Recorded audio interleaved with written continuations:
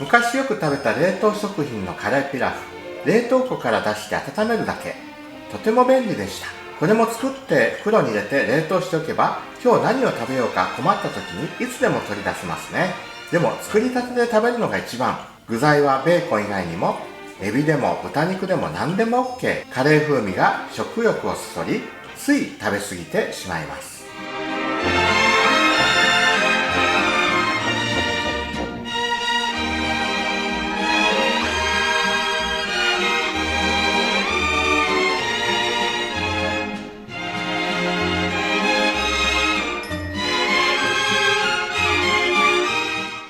はい、今日はクッキングノートの164ページカレーピラフを作っていきたいと思います。まずはベーコン4枚熱湯を通します。小口切りにします。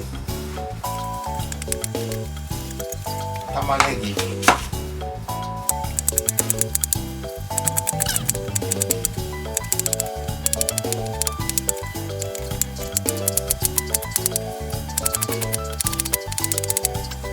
ピーマン切ります。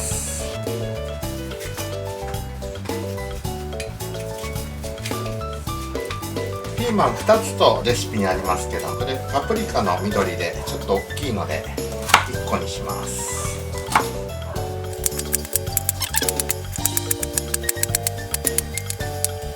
で、しいたけも同じく切ります。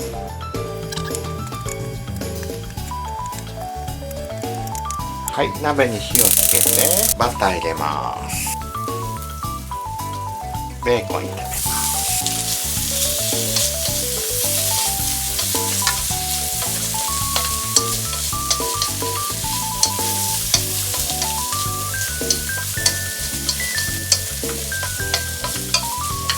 玉ねぎ入れます。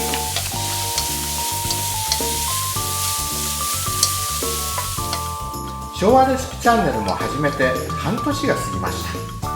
最初は慣れないのもありましたが、編集用のパソコンが古くエラーが何度も出て効率悪く、今の数倍時間がかかりました。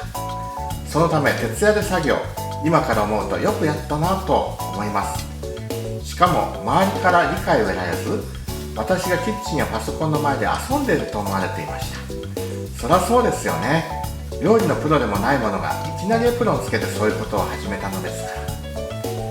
登録者数が増え、皆さんからの嬉しいコメントをいただくようになってから理解され、協力してもらえるようになりました。そしてパソコンを買い替えて随分やりやすくなりました。それでも週4回のペースで動画をアップしていくのはきついですが、最初に比べたらだいぶ楽になったと思います。今後とも昭和レシピチャンネルをよろしくお願いいたします。はい、しいたけ入れます。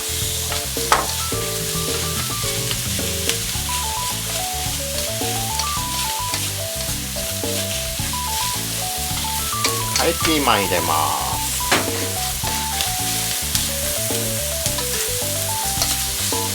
火を中火にして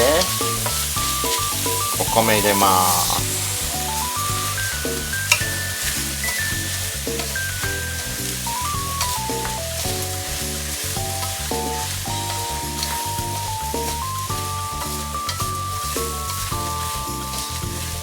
お水入れていきます。スープストックがあればスープストックでもいいです。今日はお水とブイヨンキューブレシピに書いてある通りに入れます。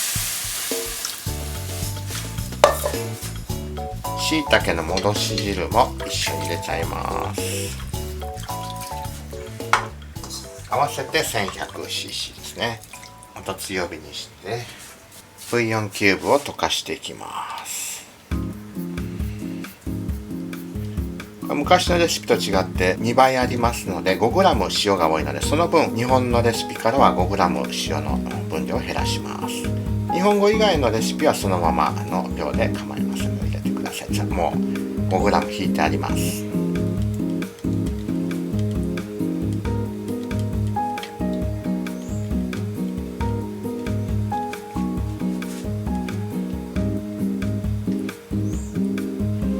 スープストックで作った場合にはプラス 10g 塩入れてください。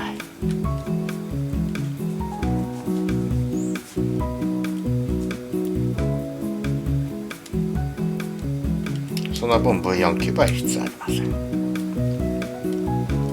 ブイヨンキューブはスープストックがなくてもすぐにスープストックのような深い味をつけてくれる調味料です。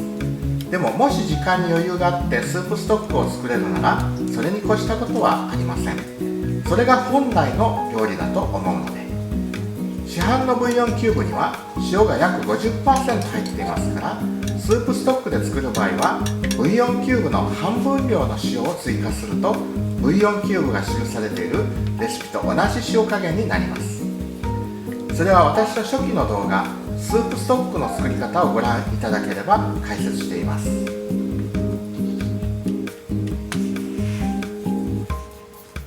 クッキングノートのレシピが作られた当時は便利な調味料が次々と売り出された時代。関東カラーのうち6ページはそういった大手食品会社の広告でした。何々を使うと料理の腕が上がったような気がしますとか、ご家庭でプロの味付けができるのは何々などとキャッチコピー。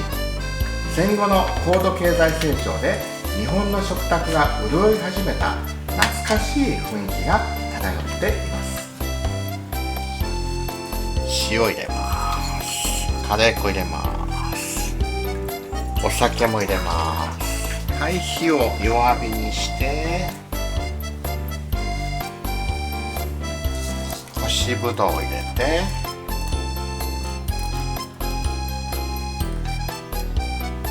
蓋をします。はい、15分ほど炊き上げました。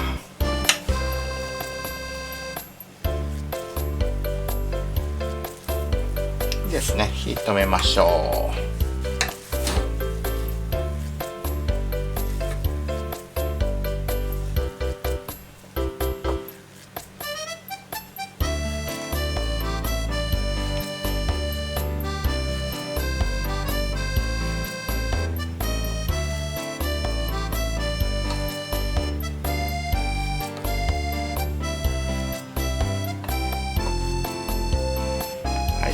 蒸らします。はい、それではよそっていきます。型がなきゃそのまま皿に持ってきちゃっていいですけど、型に入れますね。